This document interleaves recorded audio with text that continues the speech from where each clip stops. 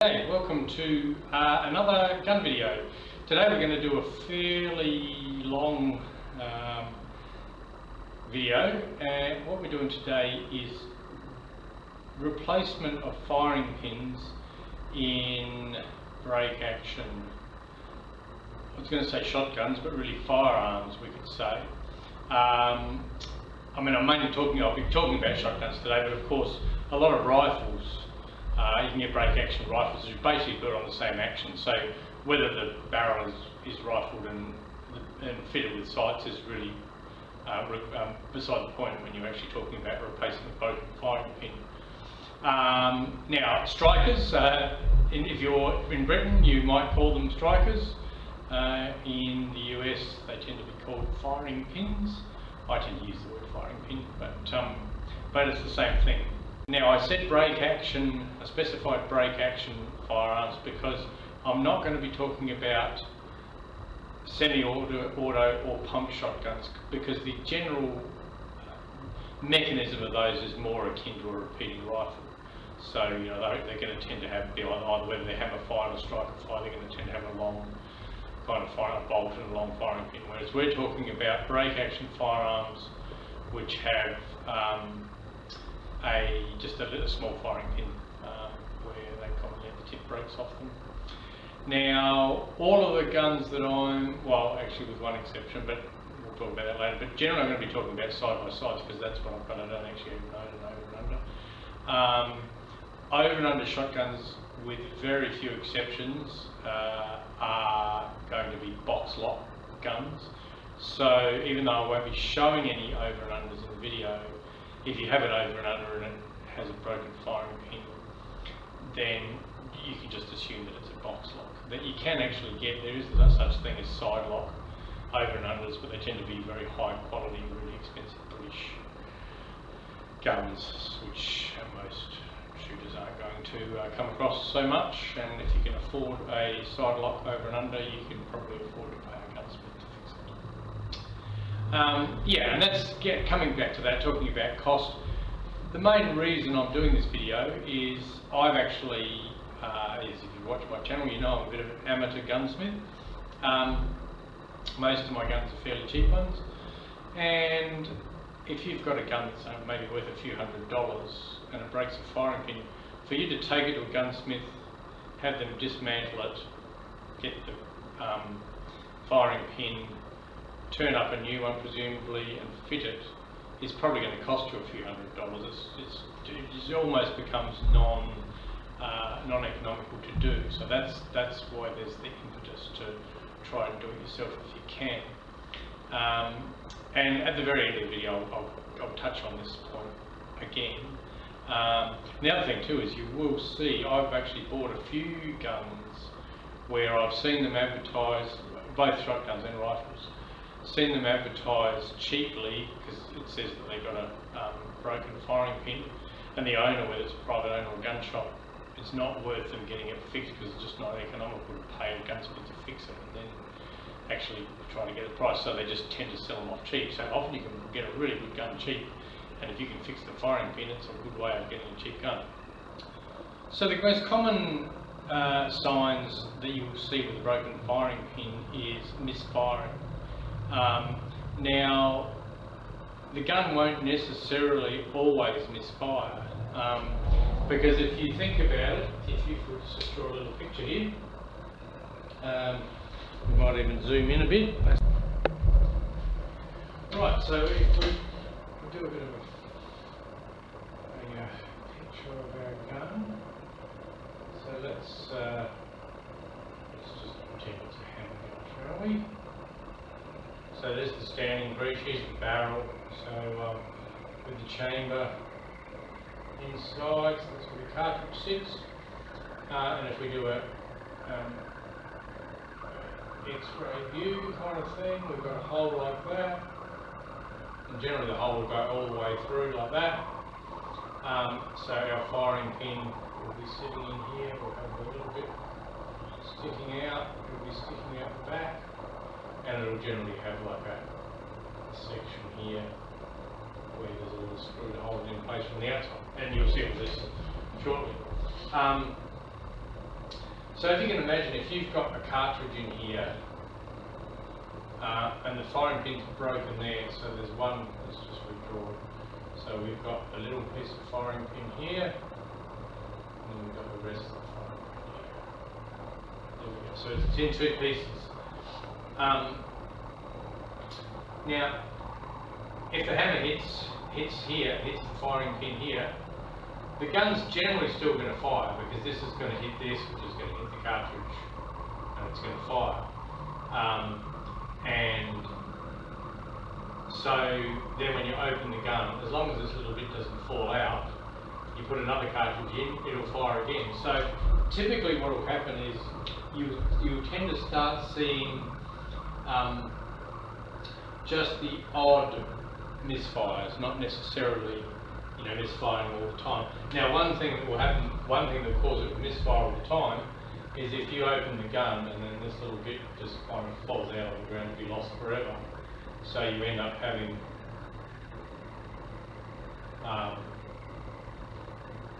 the end of the firing pin missing. Well, of course it's not going to work at all. So the gun will just stop firing from that barrel. And it's generally pretty obvious, because if you look at the standard breech, I'd assume this is a double barrel shotgun now. So we've got two parts of the standard breech, two holes here. So yeah, if you're getting a gun that's misfired or it stops shooting altogether, just have a look at the face and you'll usually be able to tell when there's a firing pin that's completely broken off and missing. But again, you'll see that I've got some footage that actually shows that. Now the other thing that's worth knowing too is if we kind of magnify this a bit, if the little piece stays intact here and over multiple firings, as you can imagine, this stays here and the back of the pin whacks into that, and what you get is the little bit of firing pin that's left, which we magnify. Initially when it broke off, it was, there's the big bit there, it was like that. From repeated hittings, it ends up being, and I've seen this, it ends up being peened on the end. And this has two effects. One is that it stops it from falling out, because often the hole is only that big, so it actually retains it in place. And the other thing, but then what can happen is, I think as it gets more peened, it starts to misfire more, because it actually stops this bit from being able to go up and down smoothly, so the misfiring gets worse, and that might be when you notice. Now in the videos you'll see I've got footage of working out this, seeing pins broken. I've got footage of how to just check the pins, and if you suspect that they're broken, and I'm showing both broken ones and unbroken ones. And I've got some footage of sort of pins that look like this.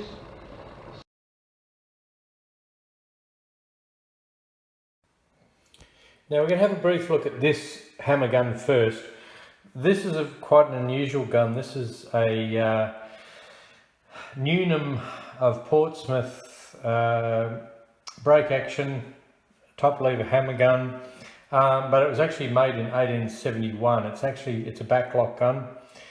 It's a very early cartridge gun, and you can kind of tell that by a lot of the features it's got. You see it's got a wedge retained forend, just like a muzzle loader. Of course, the old muzzle loading shotguns, you had to be able to take the barrels off to clean them. So they tended to have wedge retained forends where you just pull this wedge out, and in a muzzle loader, the forend is part of the stocks, and the barrels would come off. They'd just be hooked into the breech here, and the barrels would come off and you could clean them.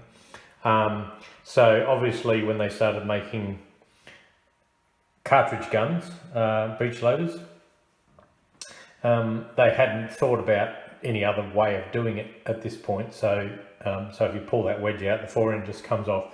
And you can also see the design of the standing breech here. It's almost designed like a muzzle loader. Like, this, if you didn't know, if it wasn't for the top lever, this could almost be a muzzle loading shotgun. So it's actually got a broken hammer on the other side, so that's why there's only one hammer on it. But there's a few other things. It has non-rebound, so this lock is exactly the same as a lock in a muzzle loader. It's non-rebounding. So if we see that, see it actually goes down and hits the firing pin, but it doesn't spring back. It's actually, so the firing pin is now actually sticking out through the breech. And some guns, a lot of these guns, this one's actually been modified, but some of these guns you have to actually half cock them before you actually open the gun, because otherwise the barrel will catch on the firing pin. And you can see these firing pins are actually spring loaded. See that, for that reason.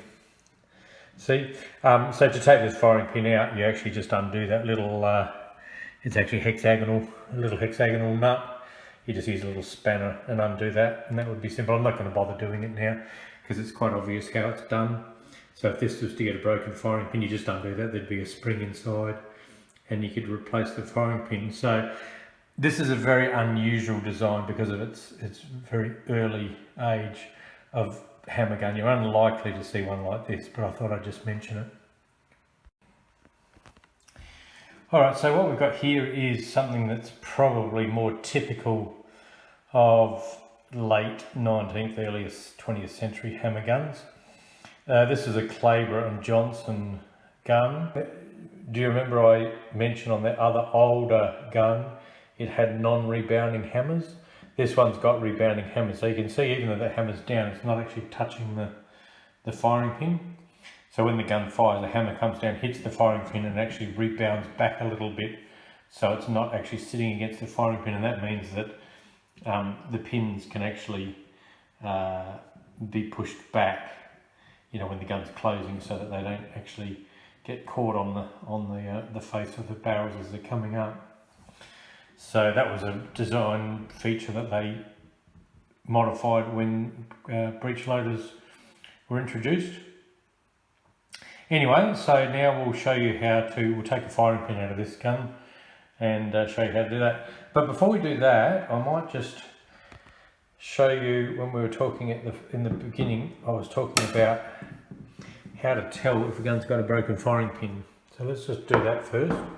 So if we look at this gun, you can see both of the firing pin holes have firing pins in them.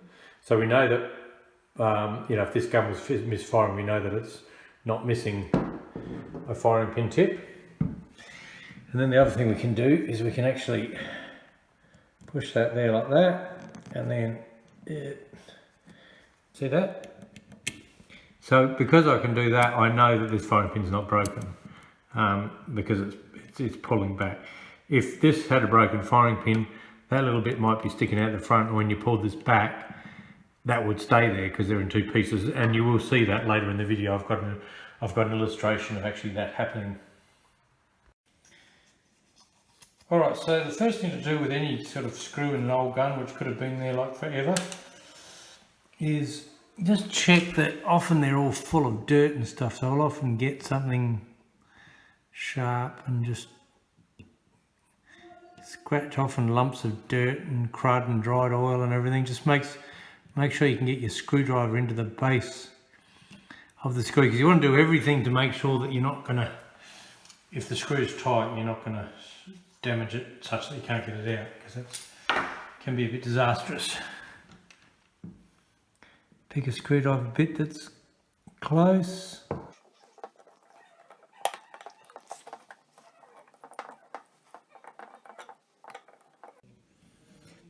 Now these often look a bit weird, these screws. As you're pulling them out, you wonder I don't know if you noticed that.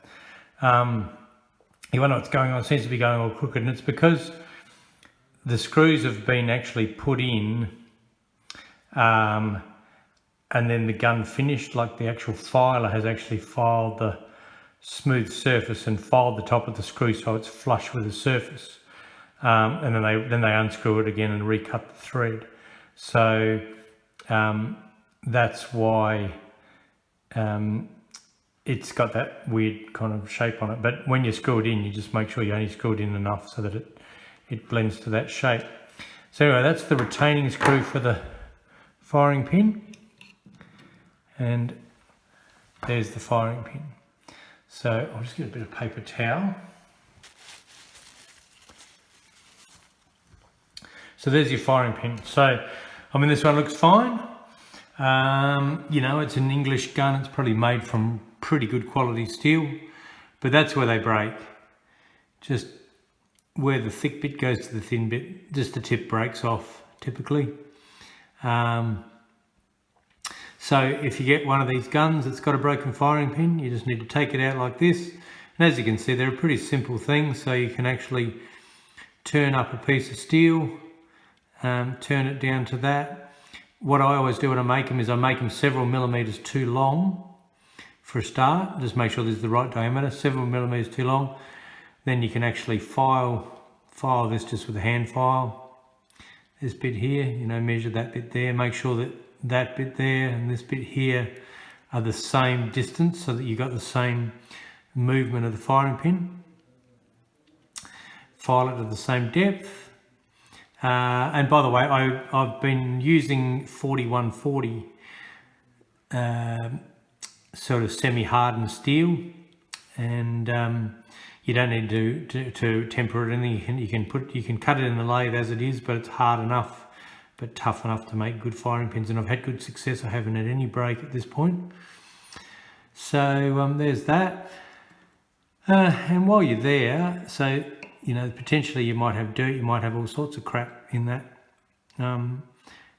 firing pin hole, so it's probably worth cleaning that out. I've just got a bit of this paper towel, so I've managed to put that through the firing pin hole, twist that, clean that out.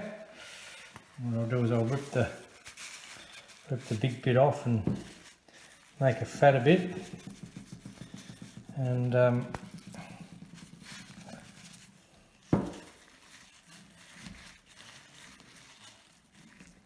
clean that out. This gun's reasonably clean. I mean, if it was a real grotty, rusty kind of gun, I'd be using, you know, cleaning agents and all that. But anyway, you get the general idea. So I've sort of cleaned most of the old grease and stuff out of that hole. You look down the hole with a light. Seems to be pretty good. So now I just need a little bit of oil. Here we go, this is sort of ideal, something like this.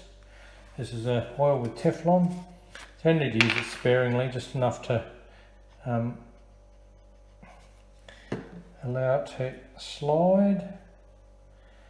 And then obviously put it in with the slot towards the hole, like that. So this might be your new firing pin that you've just made. Clean the thread on the little screw. Often, like in an old gun, there'll be all sorts of dirt and crud on it. Just put a tiny bit of oil on that. And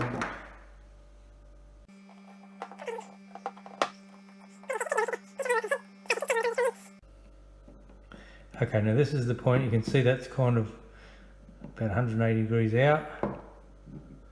Come around there. And that's pretty right there. Often they're not really that tight. There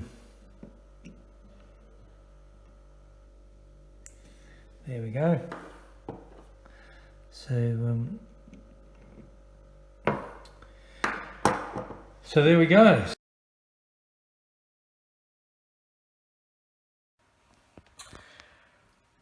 Alright, so now we come to the Sidelock gun.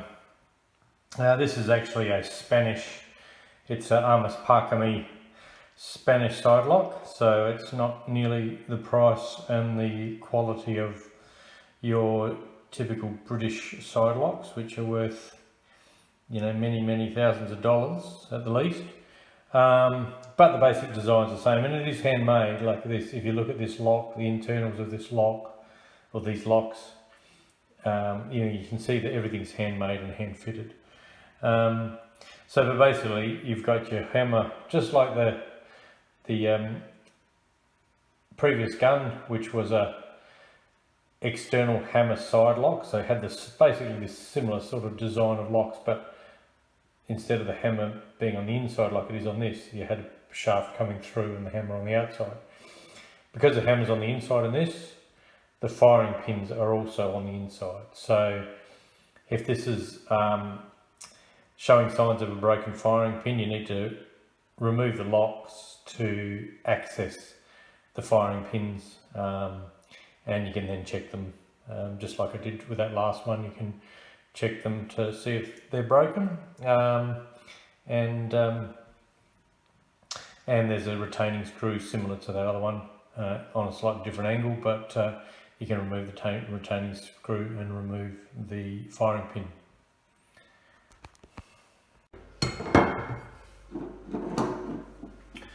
Now let's have a look at this. So you can see there's the screw going through between the two lock plates.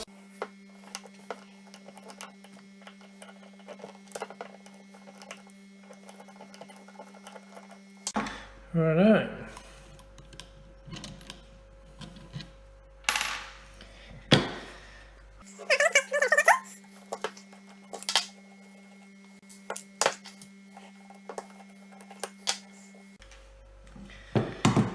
Alright, now we should be able to get our, where's our big screw gone? Oh, there it is, hiding under the tripod. We should be able to put a big screw in here. And pull that out, and there we go. So that's pulled the lock out. Now you'll note that, I mean, it's still got all the same general things. One thing you notice, it hasn't got a sear spring. This spring is actually a sear spring too. And you'll also notice that it's cocked, because of course when we broke the gun to take the barrels off, it cocked it. It's quite difficult to decock by hand, this one, because you haven't got a lot of leverage here, and last thing you want is for that to snap forward if you can help it. But the firing pin sits here. Now, one thing that this does have, you'll notice, is it has this safety system where this can't actually fire until this little bit here is actually lifted up. So the way this works, it hasn't got a sear spring here, because you can see that's actually spring loaded. There's actually a plunger with coil spring inside the bridle. Now, see this little part here, that's actually part of the hammer. So as the hammer falls, that will rotate around. Now, as you can see, if this slips off, if somehow this slipped off the sear here, and the hammer started to fall, that would actually come around and it would actually catch on the end of that safety there. So that's how this works. This is actually a drop safety. So when you press the trigger, the first thing that happens is that lifts up, and you can see that's pulled that away, out of the way, and then as you keep on pulling the trigger, it'll actually push on here and release the sear here, and then the hammer will fall. So let's take the other lock out. Oh, that's the other thing in here too. See that there? That's actually the cocking lever. So that actually works on, let's have a look.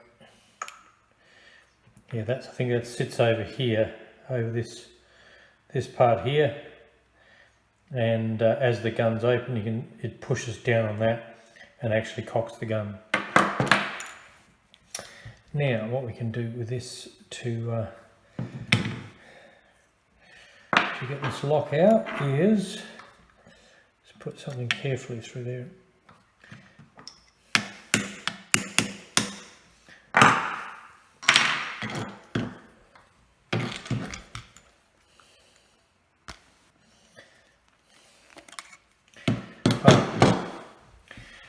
So there's the other lock. So it's just a mirror image in every way of the other one.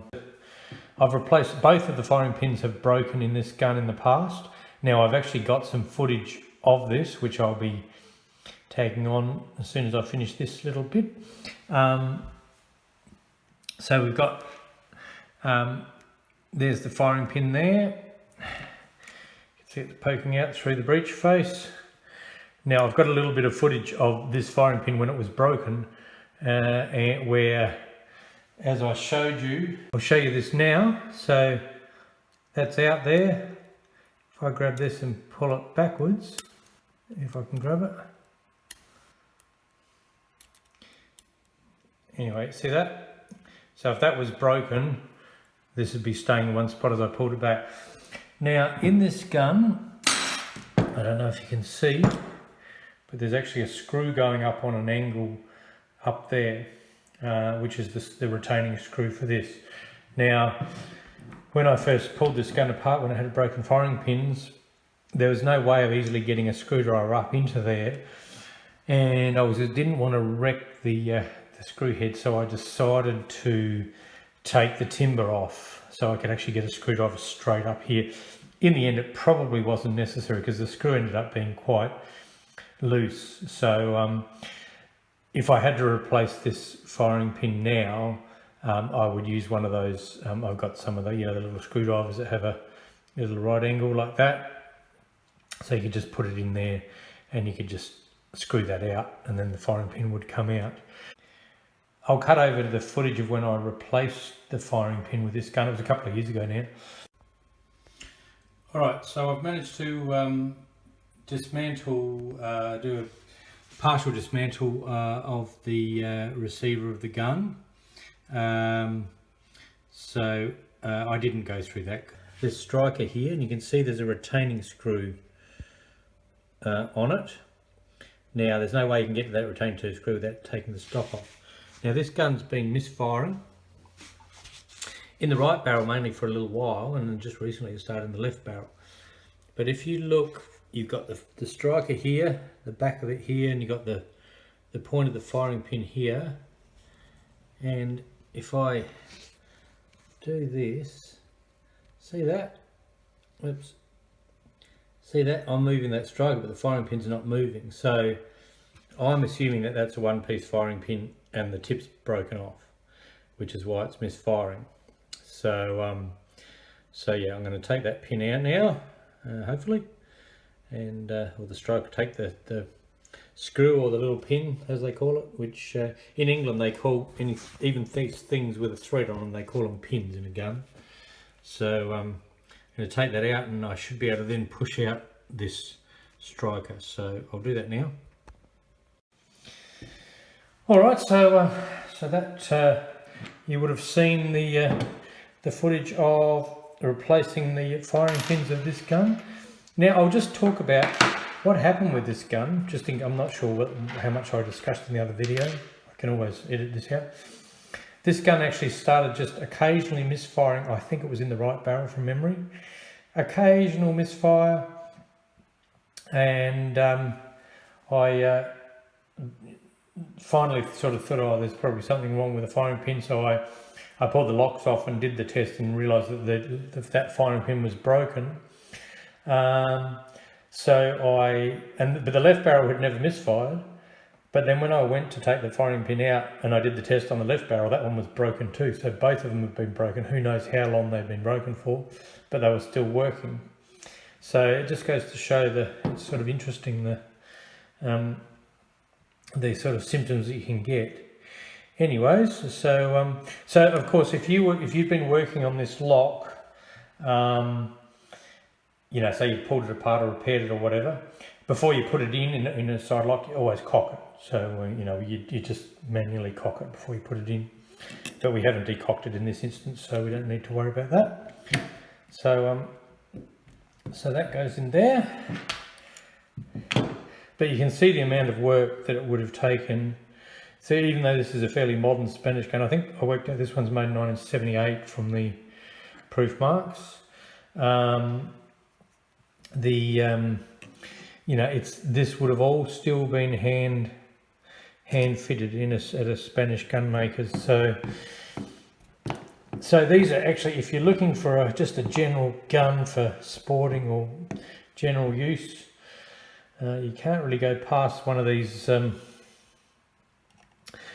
Spanish guns. And yeah, and I'm sort of quite happy that I never thought I'd ever own a Sidelock gun, to be honest.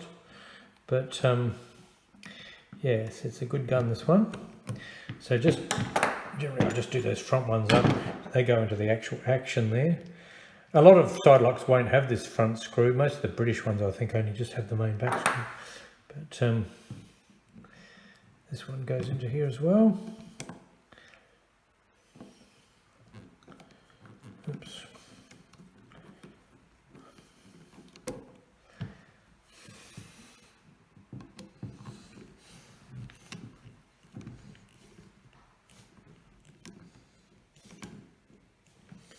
Alright, so we'll just do that not too tightly. Put this one in.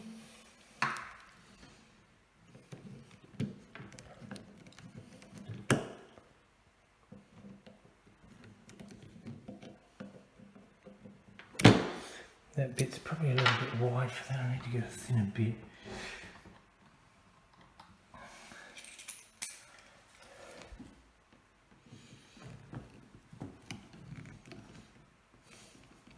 You can see this bit here, I've actually ground the sides off it just to make sure it's not too wide for, I don't know if it was this for this gun or for some other gun, but you know, we needed a thin slot but not too wide. So that's the beauty. There's these Chapman sets.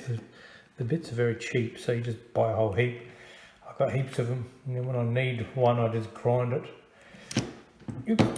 Grind. See that bit? Fit that quite well.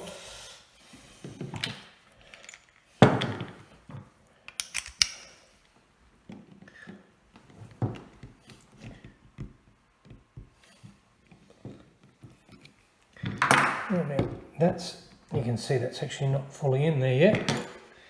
So I'll go back to the other bit.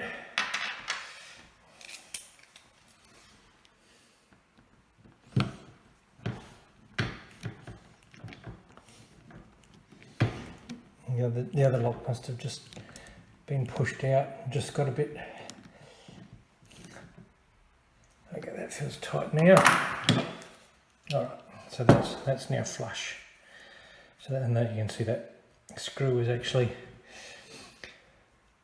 it's actually sticking out slightly, so yeah, possibly you want to be careful. A lot of these things you don't over tighten them. We might just loosen that off a little bit. Just so that's now flush, because it would have designed to be flush.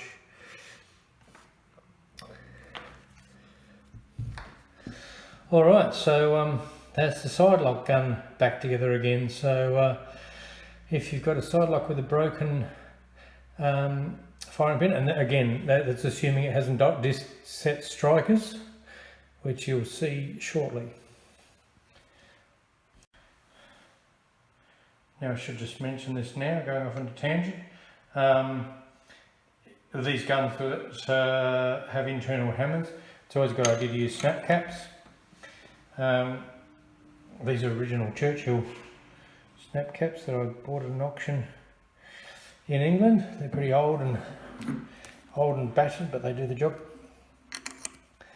So you put them in, and then you can actually drop your hammers, so you haven't got your springs under tension. There's a lot of controversy about this. A lot of people say, oh, it's all a load of rubbish, but I think with these traditional old handmade flat springs, it's actually important not to keep them fully flexed, because they will fatigue.